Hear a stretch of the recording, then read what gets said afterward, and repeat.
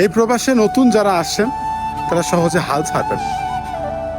মনে রাখবেন, প্রবাসে যেহেতু আপনি আসছেন, আজ না হোক কাল সফল হবেন একদিন। শুধু সময়ের অপেক্ষা, একটু কষ্ট করতে হবে। সফল হওয়া যদি এত সহজ হইতো, তাহলে মানুষ ওই বাড়ি ভিটা বন্ধক রেখে এই প্রবাসে আইয়া গোলামি করতো না মানুষের। এই প্রবাসে অনেক ধনীর তুলাল পইরা আছে নিজের স্বপ্ন পূরণ করার জন্য, অথচ দেশে কিন্তু তাদের কোটি কোটি টাকা পইরা আছে, তবুও নিজেকে সফল করার জন্য, নিজেকে প্রতিষ্ঠিত করার জন্য এই প্রবাসে পাড়ি জমায়। বুঝছেন?